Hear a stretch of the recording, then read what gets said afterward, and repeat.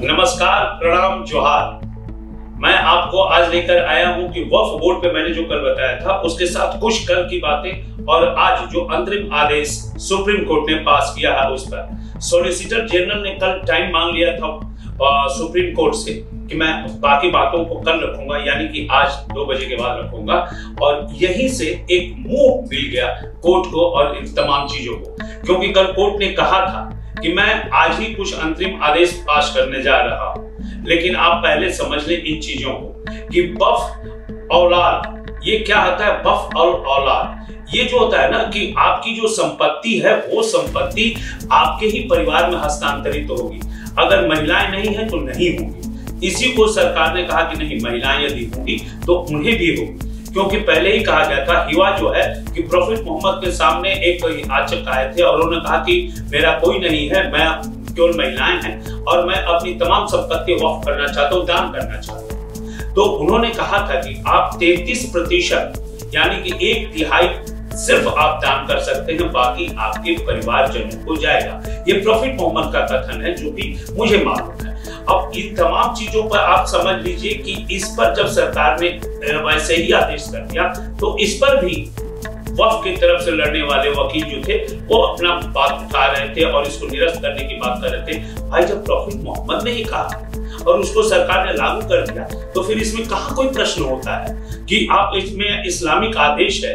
ये सरकार ने इस तमाम चीजों को लागू किया है। अब आगे आती है बात, एक अहम बात यह है कि बाय यूजर 1947 में आप एक चीज को गौर कीजिएगा कि 1947 में जब देश का विभाजन हुआ हिंदुस्तान पाकिस्तान, तो 10,40,000 जो किलोमीटर की जो जमीन थी वो पाकिस्तान को एडिशनल तौर पे दी गई, क्योंकि यहां से जो गैर मुस्लिम थे उनके लिए दिया गया। जो यहाँ संपत्ति छोड़कर गए थे उसके एवज में दिया गया।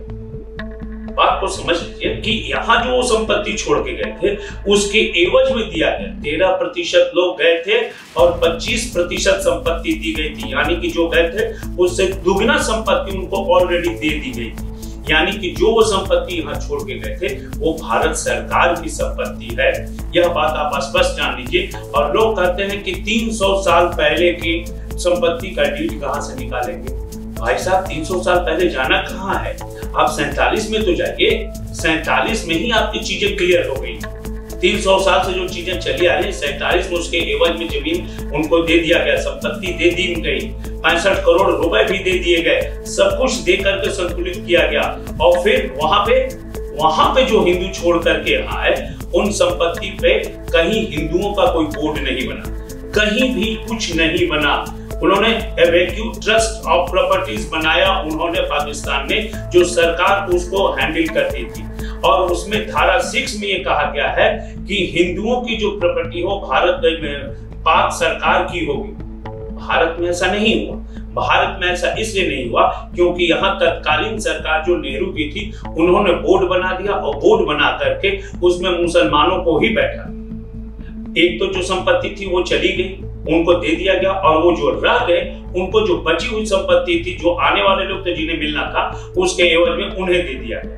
वहां पर पाकिस्तान में मंदिर, गुरुद्वारे, गौशाले, धर्मशाला सब कुछ पाकिस्तान सरकार का हो गया और यहाँ पर सब कुछ आकर के बोर्ड को मिल गया। पार्टीशन की विभीषिका को जाने बगैर और समझे बगैर इस पूरे मामले में बहुत लंबी बहस नहीं हो सकती। सरकार ने जो अमेंडमेंट लाया है वो अमेंडमेंट वैसा ही है कि आप उन चीजों को समझे सलूहियत से, और आपको जो इज्जत बख्शी जा रही है और जो उसमें गंदगी फैली हुई है बोर्ड के अंदर, उसको ट्रांसपेरेंट करने की कोशिश की गई है। क्योंकि यहाँ तो लाल किला, ताजमहल, जामा मस्जिद, ये जितने भी मुगल शासन काल में जो संपत्ति बनी थी, जो ऐतिहासिक धरोहर थे, वो सब वक्त भाई इनके एवज में दे दिया गया। मैंने बताया ना 47 में दे दिया गया। इस बात पे आप गौर कीजिएगा, ये मेरा मानना है, ये दे दिया गया था उनको।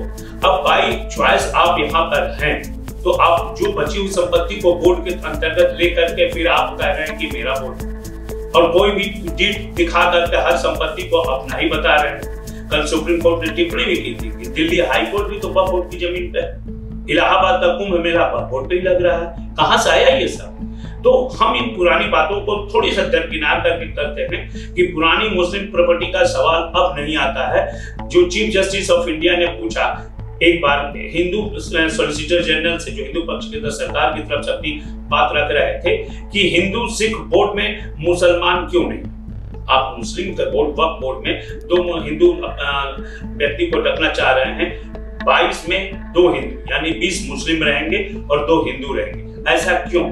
तो यद्यपि कि हिंदू पक्ष ने इसमें बहुत तरीके से और तहजीब से उन्होंने जवाब दिया, बोला कि जनाब आप 3 लोगों का बेंच है सुप्रीम कोर्ट के जजों का, और इस्लामिक मुद्दे पे, वक्फ के मुद्दे पे, शरिया कानून के तहत ये सुनवाई हो रही है। अभी आपको सवाल उठ सकता है कि आप जो 3 लोग बैठे हैं, जो तीनों हिंदू होकर मुसलमानों की बात क्यों फैसला कर रहे हैं, मुसलमान धर्मावलंबियों की बात पर क्यों फैसला लेंगे? तो ऐसी भी बातें आ सकती हैं। यद्यपि कि इसमें सुप्रीम कोर्ट के जजों ने कहा कि जब मैं यहाँ पर चेयर पर बैठता हूँ तो मैं यहाँ पर निष्पक्ष होता हूँ और यहाँ पर कोई पक्षपात नहीं होता है। तो यद्यपि कि उन्होंने कहा था कि नोटिफिकेशन और डी नोटिफिकेशन, अब एक मैटर आता है कि नोटिफिकेशन और डी नोटिफिकेशन पे कल ही अंतरिम आदेश आने वाले थे। यदि सॉलिसिटर जनरल टाइम नहीं लिए होते तो वो आदेश, अंतरिम आदेश आ जाता। यदि अंतरिम आदेश आ जाता तो यूपी में और उत्तराखंड में, यूपी में 97% और उत्तराखंड में 85% और दर्जनों जो भाजपा शासित राज्य में, उन सभी राज्यों में डी नोटिफिकेशन करने के लिए सरकार सर्वे कराकर बैठी है और वो सुप्रीम कोर्ट का दरवाजा खटखटाने लगती कि आप इसको डी नोटिफाई कीजिए। तमाम संपत्तियों की, ये संपत्तियां सरकारी संपत्ति हैं जो वक्फ बोर्ड ने इस पे दावा कर रखा है। अब ऐसी परिस्थिति में ट्रिब्यूनल और बोर्ड, ये दोनों के रास्ते बंद हो जाते, क्योंकि सरकार ने भी कहा है कि जो चीजें होंगी वो न्यायिक प्रक्रिया से होंगी, न्यायालय में आना पड़ेगा और न्यायालय सिर्फ सबूत देखता है, इसके अलावा कुछ नहीं देखता है। कोर्ट ने यह भी कहा कि कलेक्टर अपनी जांच करते रहेंगे, कलेक्टर इन चीजों को अपने टेन्योर में जो भी है वो काम करेंगे और अपने टेन्योर में बोर्ड में जो भी सदस्य हैं उनमें कोई अभी बदलाव नहीं होगा। बोर्ड के जो भी सदस्य हैं उनमें बदलाव टेन्योर पूरा करने के बाद होगा। यद्यपि कि संशोधन में भी सरकार ने यह बातें लिखी। कोर्ट ने दूसरे दिन इन सभी बातों पर गौर करते हुए, सभी पक्षों को सुनते हुए, उन्होंने सभी 2-3 प्रावधानों पर उन्होंने ये लाए, अंतरिम आदेश लाए। कोर्ट में 73 याचिकाएं दायर हुई हैं और उसमें कोर्ट ने कहा है कि 110 से 120 फाइलें एक दिन में पढ़ना मुमकिन नहीं है और इसीलिए उन्होंने 3 आदेश पारित किया। कोर्ट ने कहा कि बोर्ड और परिषद, इसमें कोई भी तुरंत अभी नियुक्ति नहीं की जाएगी, अगले आदेश तक स्टेटस को लगा रहेगा, कोई बदलाव नहीं होगा और अगली सुनवाई में केवल 5 ही जो रीट याचिका करता है वही रहेंगे कोर्ट रूम में। वक्फ की संपत्ति डिनोटिफाई नहीं होगी अभी, चाहे वक्फ बाय यूजर हो या वक्फ बाय डीड हो, यह भी डिनोटिफाई नहीं होगा। यूं कहते हैं ना, आए थे हरिभजन को ओटन लगे कपास, इब्तिदाए इश्क में रोता है क्या, देखना है आगे आगे होता है क्या। 5 मई को एक सुनवाई और होगी जिसमें सब कुछ क्लियर हो जाएगा। नमस्कार, इंतजार कीजिए, मैं अगली बुलेटिन लेकर फिर आपके सामने हाजिर हूं।